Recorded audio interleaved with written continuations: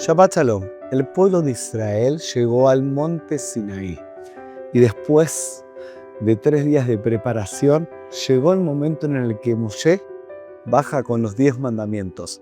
En Parshat Yitro, Dios nos entrega la Torá y dejamos de ser los Bené Israel para transformarnos en Am Israel, en un pueblo con una ley, con una norma, porque justamente eso es lo que nos invita a pensar, que la libertad no es que yo pueda hacer lo que quiero cuando quiero, sino tener sentido y darle valor a esa norma que es la que nos mantiene ese derech eretz, ese buen camino que tenemos que transitar y seguir.